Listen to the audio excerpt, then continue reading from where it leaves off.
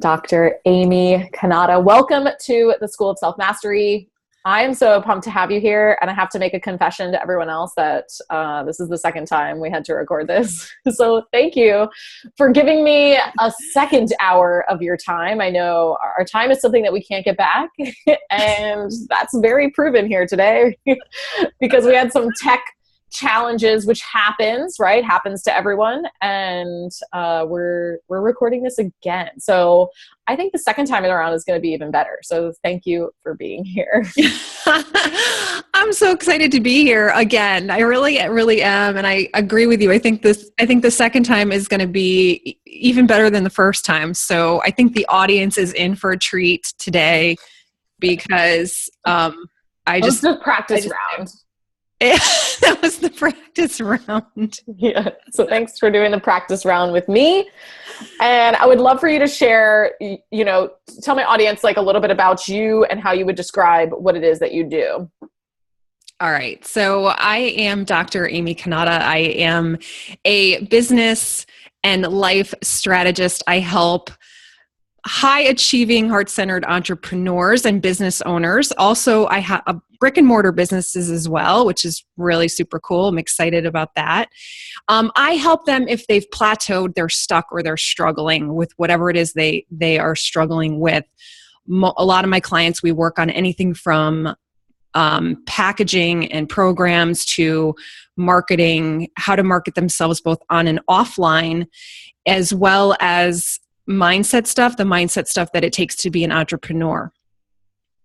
I love it. And I think that, we all need someone to like give us different perspective on this kind of thing. And I know that you have a really well-versed background in business, but also like perspective on life in general, right? Like, so tell us a little bit about, because you're also a best-selling author, and you always forget to mention that. You're like, I do. Like, I don't know why. Just, like, not toot my own horn on this. So I'm going to toot your horn for you. What's the block there around that? Like, why? I don't know. Let's talk about it. Let's talk about the book.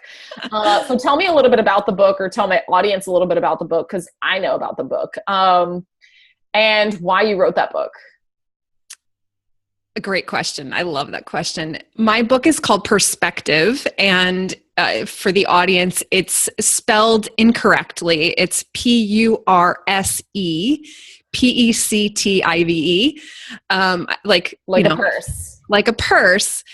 And it's basically a modern day, you can't judge a book by its cover theme, using the handbag as a metaphor for the baggage that we all carry around with us every single day, but no one sees from the outside. So the book is about my personal journey through domestic violence and how I have used the resilience. I've practiced resilience. I didn't realize that I was doing that at the time. To like basically, I grew up on a farm, and it took a lot of strength to kind of get out of that environment. Not that that's bad or anything. It taught me a lot about life and hard work and values and morals and integrity and all those good things. But I always knew there was more for me than that. And it also, taught me a lot about the book is a lot about not only getting kind of rising above that, but also getting through this domestic violence situation. Like, how did I do that? Got through a doctoral program with a 5-year-old and a 3-year-old as a single mom, graduated with honors on time, no less. And, didn't have to take any time off during that, and how I juggled all of that along with this very tumultuous 2.5-year court battle, and how that kind of went and how I stayed on track. And honestly, like I had throughout that time, everyone said to me, "Oh my gosh, you're so strong and you have so much courage and you're so determined." And I heard all those words. And when I sat down to write my book, I realized that all of those words really tied into one word, which is this word resilience. And that's kind of where this passion for teaching other people how to be more resilient. I think that it's not a trait that just a certain select few people have. Like, we look at these elite athletes, like just watching the Olympics, like watching these elite athletes just train at this super high level, and they get hurt and they get up and they keep going, and how parallel it is to our lives in business as entrepreneurs and business owners, that it really got me to thinking even deeper about this is not just a trait that certain people have. How can I actually kind of teach this so that everybody has it? Because everybody that's a business owner, I feel like this is the kind of the key to really unlocking a whole lot of success. I know it has been for me when I sat and really did a lot of inner work. When I sat and really looked at these traits, I was like, it comes down to one word, which is the ability to kind of bounce back after you have been subjected to stress, and how quickly you can do that. Because the quicker you can do that, the more time you have to spend on the things that really matter to you, right? So I just became on this mission after I wrote my book to create and really think about and research and read books and figure out, how can I teach this stuff to other people? How can I take an intangible trait and turn it into something tangible? And so that's kind of what I have set out to do. And that's what I'm doing. Yeah, I love it. And I think that you're right about resilience. I mean, and the judging the book by its cover, right? Because we often see people from the outside and look at their success and think, oh, it must have been easy for them, or, oh, they have it easier than me. That's why they're successful. And it's just not true, right? Like, we don't know what's going on behind the scenes. And I've talked a little bit about my story, and we're going to talk a little bit about your story. And you shared a couple little things there that I think people will catch on to about domestic violence and growing up, your situation there.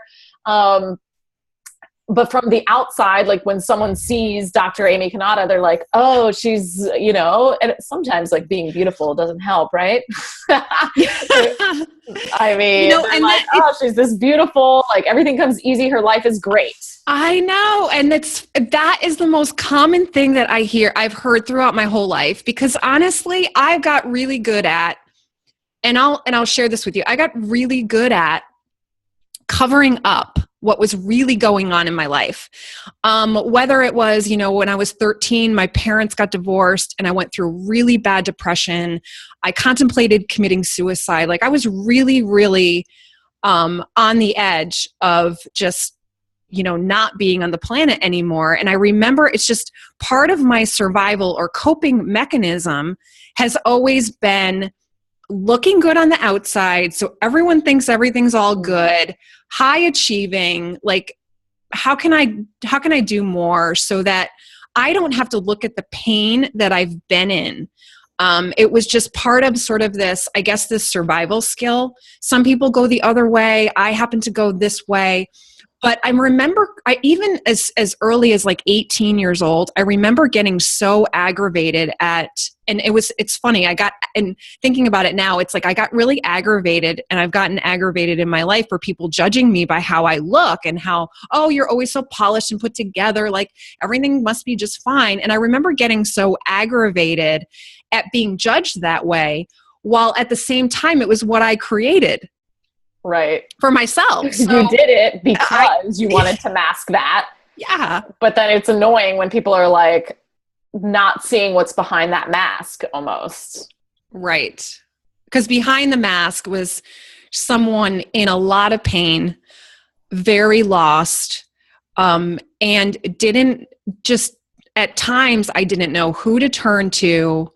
I didn't even have the skills. I thought, you know what? I've always been highly capable, like intellectually. I'm like, I know I'm a highly capable person, so why can't I figure this out on my own?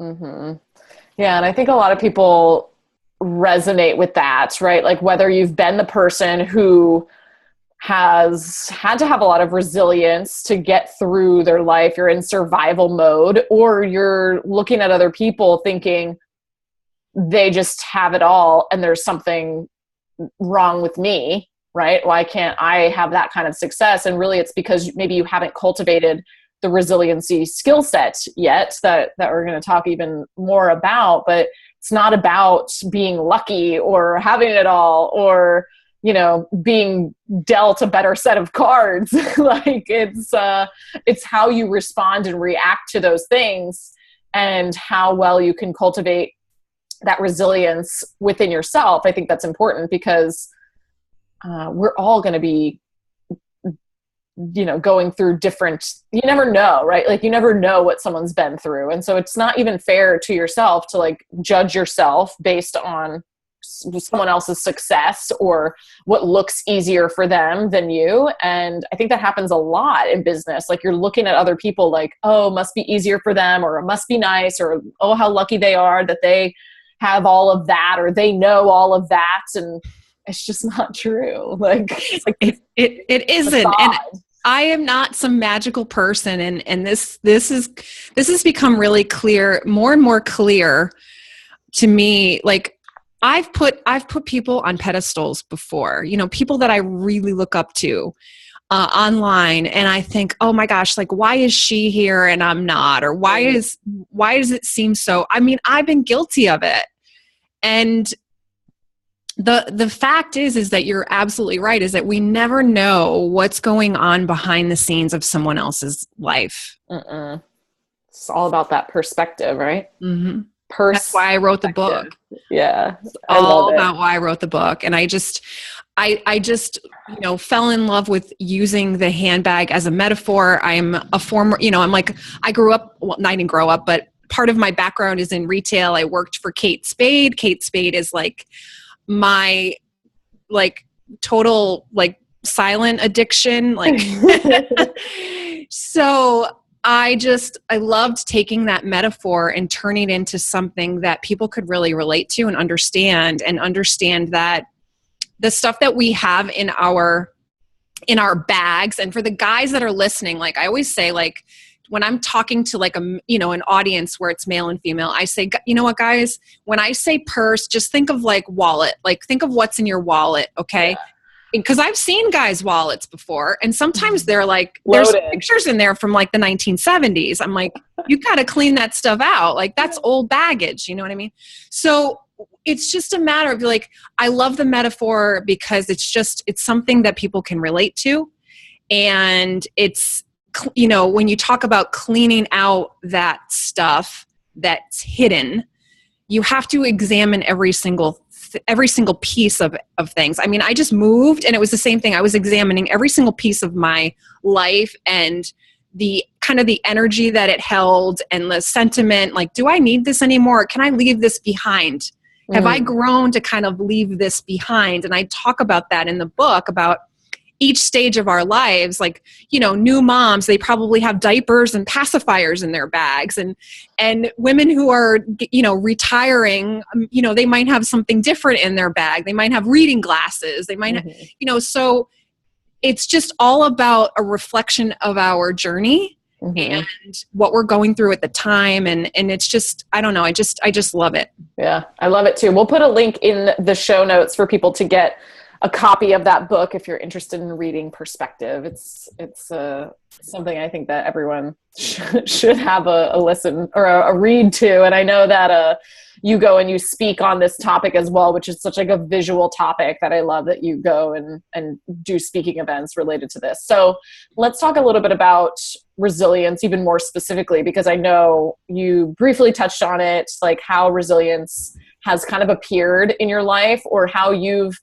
continued to curate and cultivate it for yourself in different situations. But I'm curious, like, did you know that that's what you were doing, or did this present itself to you afterwards? Like, oh, I was being resilient in that moment. I had no idea it was what I was cultivating. Absolutely none whatsoever. I think what happened was, it's just this examination of really sitting down with myself and examining what am I, not only what am I good at, but what have people always said about me?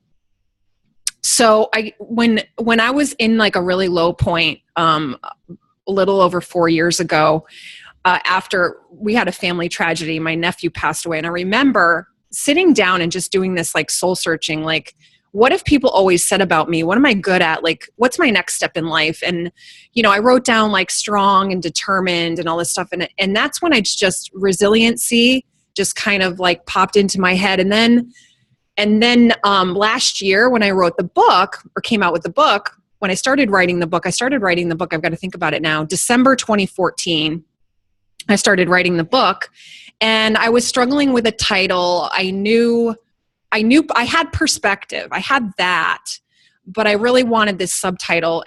And one day, like, I get my best ideas in the shower. I don't know about anybody else out there listening. I do. And the shower or like on a run. Yeah, exactly. And I'm like, oh, I can't write this down. Like, where's the like waterproof whiteboard when I need it?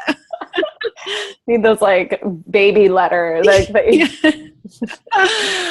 and I love taking things, like I love taking, I don't know what it's called, but it's like, so I came up with, what came to me was from ruin to resilience. And it just kind of came I love that. I don't know what it's called. I think Adrienne, you know what it's called. The like alliteration. Yeah, that's it. I was thinking of the word. So alliteration and that just came to me and I was like, that's it. That's my subtitle. That's it. Yeah. And that's when resilience just kind of it started growing. And it wasn't really until, I want to say a few months ago. And I think you and I were talking about like, I don't know, ideas or something. I don't remember what we were talking about, but I was like, oh my gosh, why don't I, like I wrote a book, a #1 bestseller about resilience. Why don't I have like a opt-in or anything like that for like a framework? Yeah. Yeah. Why don't I have a framework for this? Cause I've done it. And so then I sat and started studying, okay, what do I do to be more resilient? Mm-hmm. What do I do? What have I done throughout my life of starting from growing up on the farm? I think it became such second nature to me. I didn't realize that there were steps involved to it. That's so true. Like that's the same thing for me. Like I don't even like a lot of the things that people point out. And sometimes it takes someone else like pointing that out about you, or like you sitting and reflecting like you did, because we have this like curse of knowledge or curse of just who we are. So it has become more natural to us.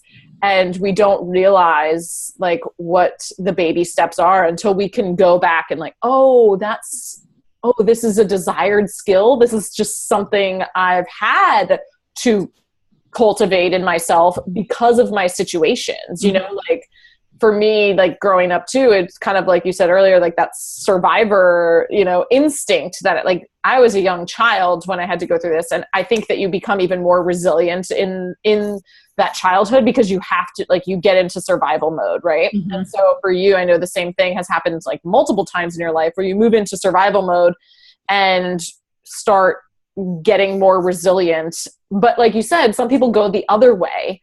Mm-hmm. And I've seen that happen as well. I've seen people go both ways. So I guess help me and the audience, like identify, like what would be some characteristics of someone to know that they were not maybe resilient, like things that they either say or do that they could be like, oh, I'm not very resilient.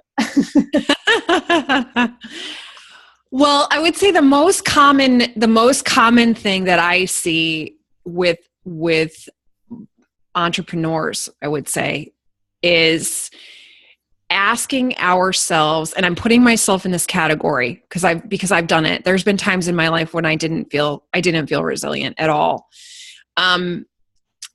Asking ourselves the common questions of, what am I doing wrong? Why isn't this working?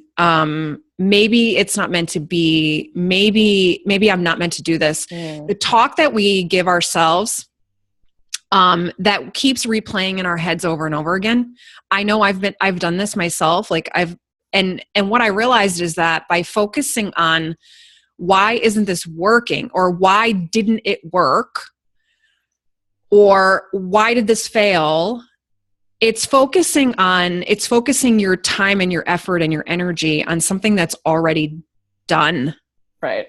And it's focusing on the past, which you can't change. So what I've found in doing a lot of the research that I've been doing about this topic is that it's just reframing questions to yourself, getting in the habit of reframing questions. So for example, the question, why isn't this working, or why didn't this work, or some variation of that question could be something like, what can I do differently? Mm-hmm. It focuses on, and it's much more, it's a simple shift, but it's way more powerful because you start shifting from looking at the past, what didn't work, and you start shifting into, what can I do right now? Is it possible I need another set of eyes? I need some feedback. Do I need to reach out for help? Do I need to get accountability? Whatever it is, do I need to learn? Do I need to take a course? When you can start asking different questions of yourself, you'll get different answers, which in turn will lead to greater results, right? Different results. So that's what I started kind of realizing about this whole this internal dialogue that I was doing, and that's really, really common out there, I think.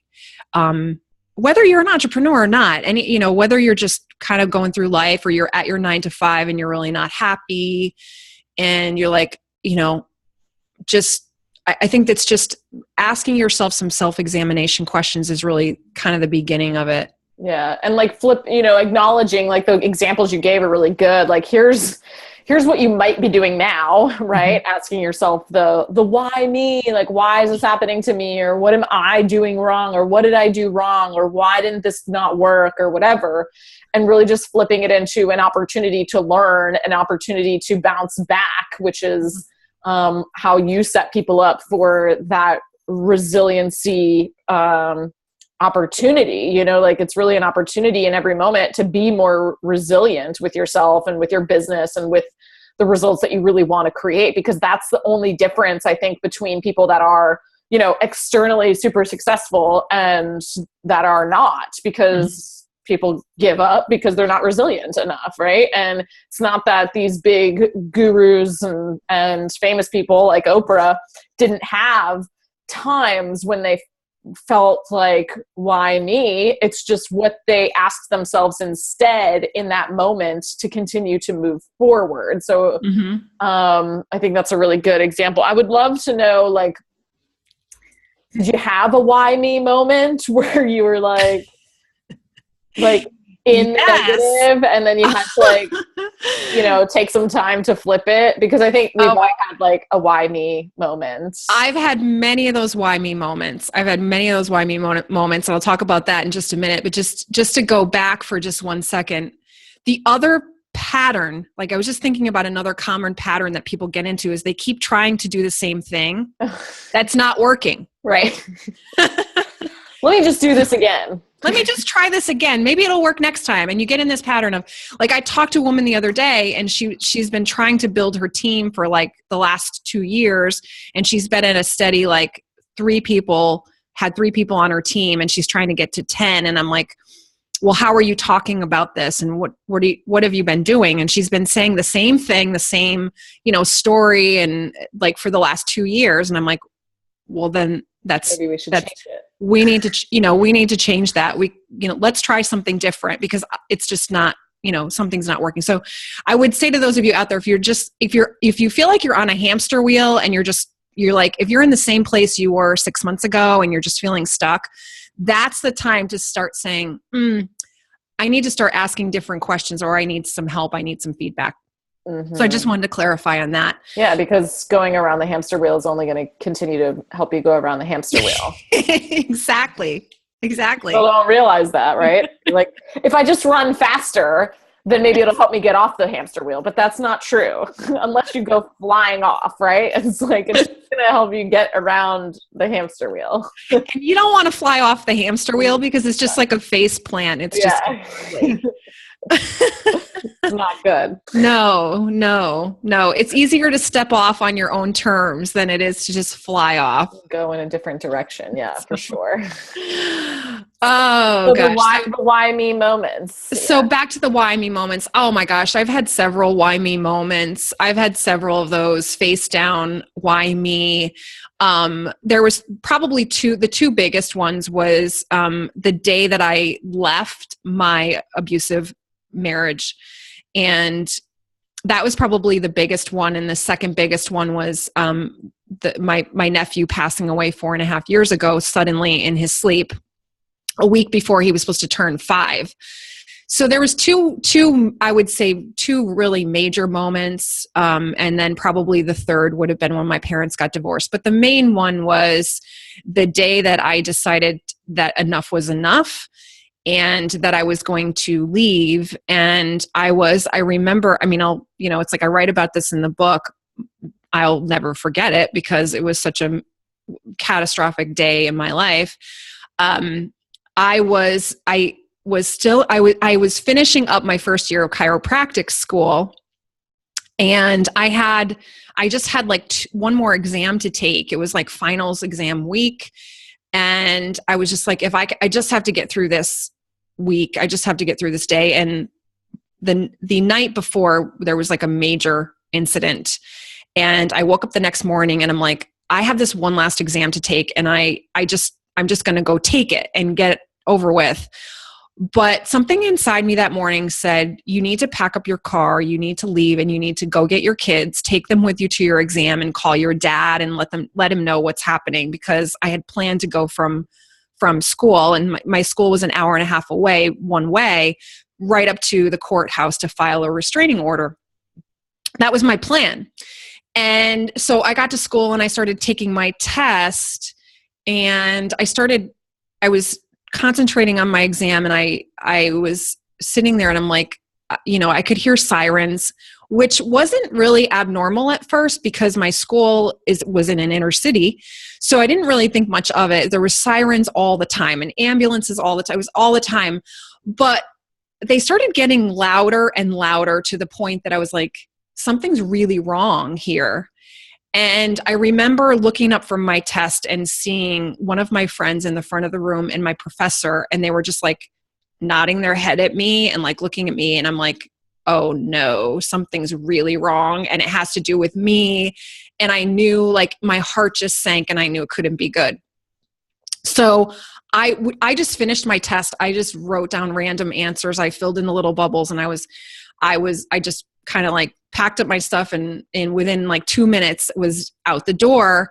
And I remember I just going out the door, and there was this scene, like a police chase, and the building was on lockdown by that point. There was cops everywhere, and it was just like horrifying, humiliating, embarrassing. And because I had kind of kept that side of my life a secret, don't forget, I'm really good at hiding things. I'm really good at making things look good on the outside. Everything's good here. Yeah. Everything's good. It's all good. Everything's fine. Everything's fine. I can take care of it. I can handle it, until that day.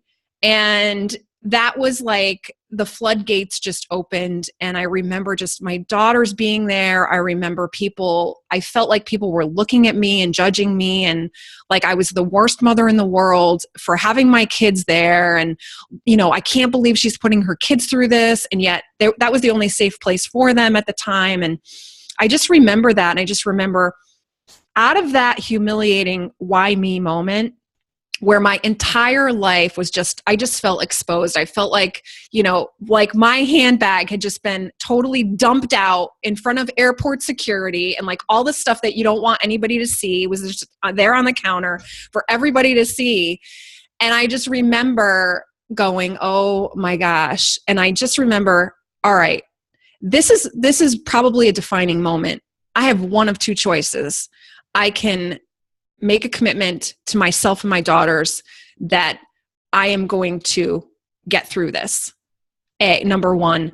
And number two, something else happened in that moment, which was, I'm not only going to survive this. This was my next thought process. I'm not going to just survive this just to get through, to get by. I made a decision at that point in time. I am going to get through this to the highest degree that I can and become the biggest success that I can, so that when I achieve that, I can give back to others. I can talk about it. I can write a book about it. I can inspire, I can motivate, I can teach others how to do this for themselves. And it's, it took me, that was 2002, and here we are today. And I don't know, it's just, that was probably my biggest why me moment. But out of that was born just kind of where I am today. If I hadn't made that decision in that moment, I truly believe I would not be sitting right here talking to you today. I wouldn't be an Amazon #1 bestseller. I wouldn't have achieved the success that I have, because I decided and committed that moment, at that day and that time, that my story was going to be bigger than my circumstance. Yeah. So, and I appreciate you sharing that, because I know that that's like, it's emotional to have to go through the day that like was your why me moment, and I think we can all relate in some capacity. I think there's this big misconception that like some people have these perfect lives, and I truly believe that most people go through some sort of circumstance in their life at some point that is not ideal, right? Like there's some crazy in everyone's life. I've always, like, whenever I meet people and I tell them my crazy mom story, like there's some crazy that they reciprocate with, right? Because honesty is reciprocated with honesty. And people are like, oh, I actually wrote an email to my friend the other day to pitch him for his podcast. And he, I wrote in there a little bit about me, and one of the sections was about, what I've kind of been through, and really just to say, hey, we all have our own shit type of thing. And he was like, oh, my wife has a crazy mom too.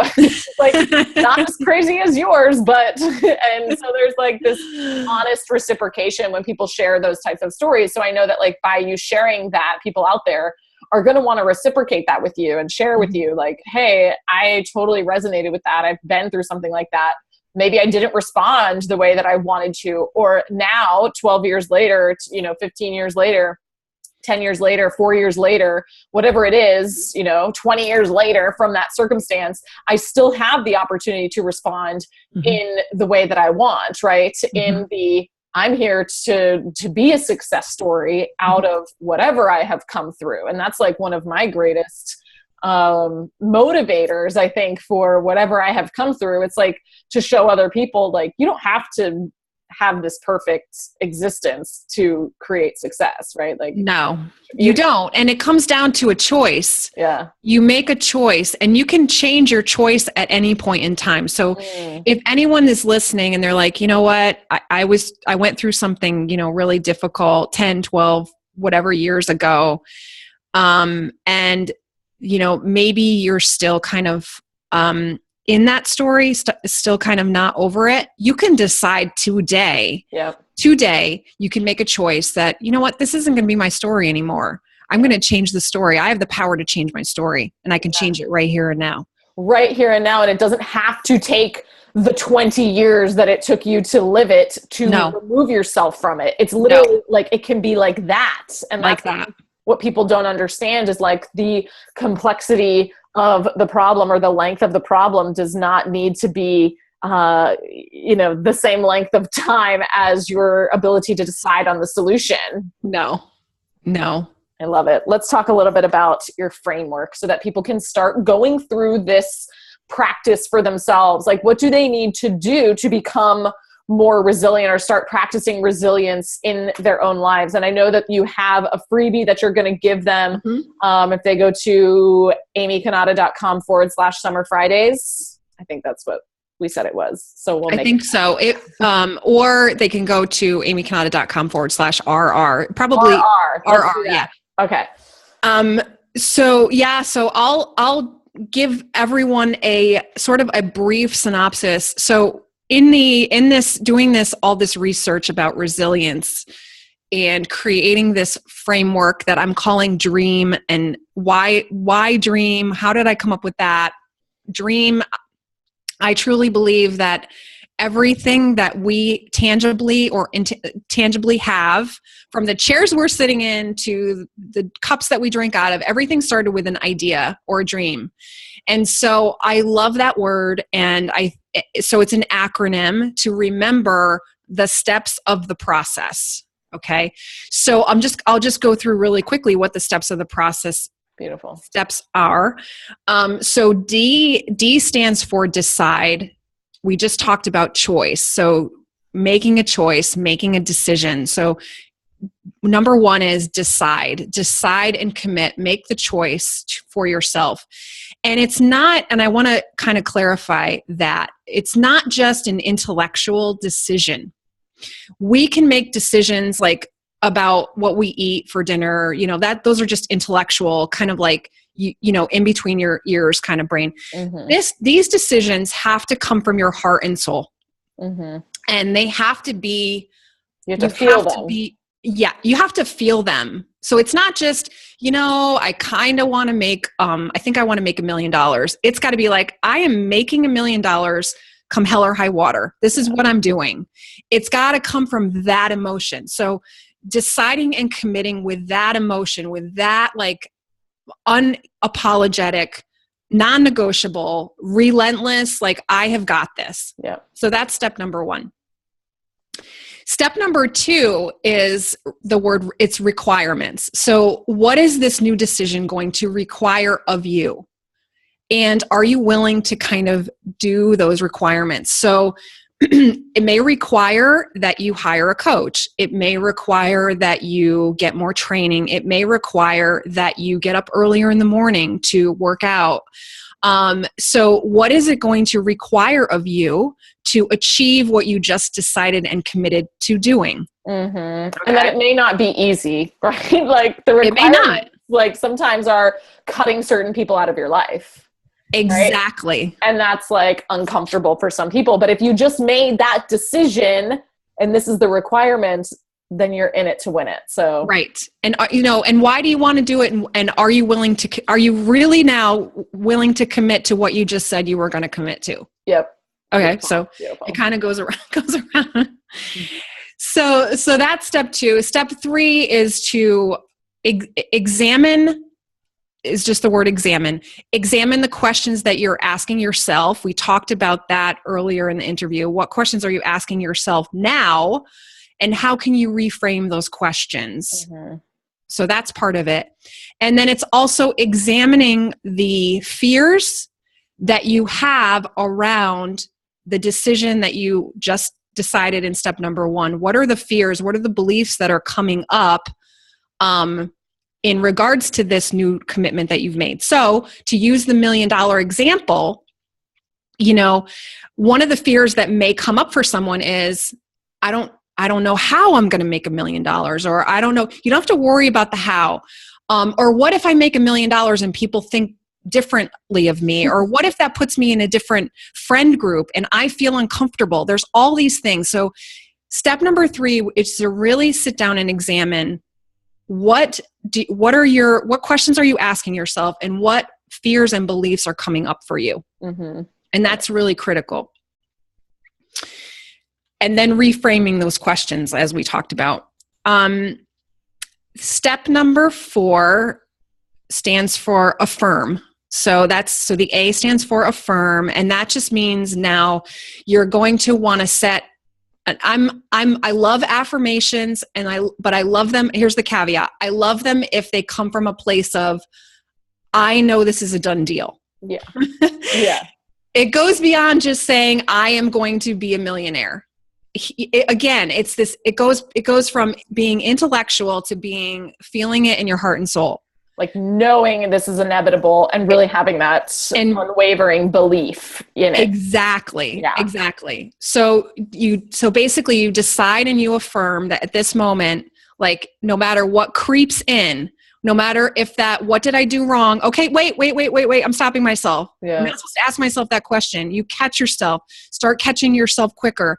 You are deciding and affirming at this moment that once those things creep in or those doubts creep in, you are going to nip it in the bud. So that's what this affirm means. It's not about writing affirmations, although I do encourage affirmations, but I encourage them to be written as if they're already done. A friend of mine, my friend Liz Detter and I, we talked about this, and she said, I'm like giving her credit because I've totally added this to the affirmation, starting things out with, of course, like, of course my new normal is, of course I'm having breakfast with Tony Robbins tomorrow. Like, of course it's done. And so I love that. And so I've started using, of course, like, of course I have a waiting list of clients. My sister-in-law always says DFD, which I'm going to say a curse word right now for anyone with kids in the car. It says like duh fucking duh, like words, like duh DFD. So you don't even have to say, but that's like something we always say like in the family is like DFD, like it's already a done deal. Duh fucking duh. Yeah. And it's kind of like the of course, but the X-rated version. I thought that stood for done fucking deal. Well, that could be it too, but we say duh fucking duh, like duh. But done fucking deal works for me too. I like that one too. I think whatever it is, whether you're using of course or DFD, use it, right? Right. Whatever you're comfortable with, with. I'm not opposed to swearing, like, to get your point across. So, I don't, I have DFD if you don't want to say the word. Yeah. Yeah. So last but not least is the letter M at step number 5. And that the M stands for manifest and manifest. Now this word, I want to like stop everyone right here for a second. The word manifest, I feel, this is just my belief, is that it gets thrown around a lot in the online world. And maybe it's because of past training of The Secret or whatever. So the word manifest in this particular framework application means to take action. Okay. I am a big results driven girl. Like, I don't believe in talking about stuff. I don't believe in making excuses. I believe in getting results. So the M in this framework means manifest, but it means manifest from a point of committing to what you said you were going to commit to, writing down the steps it's going to take, writing down your requirements, and then guess what? You have to take action. So what is your next step? What are your next action steps? What do you need to do to reinforce what you've committed to? Do you need to get rid of all the junk food in your house because you've decided that you're going to make being healthy a priority for you? Do you need to take action and actually set your alarm for 5 o'clock in the morning to get up every day? Those types of things. So the word manifest for me in this application means taking action. Yeah. So I just wanted to clarify that. Yeah. I actually didn't know the word manifest, like in terms of the universal law. I had never seen The Secret until this year. I had always thought of it about like historically, like manifest destiny. And I wrote a blog post before I entered the online world, like before I entered the coaching space, where a lot of people do throw that word around a little bit differently in terms of the universal laws.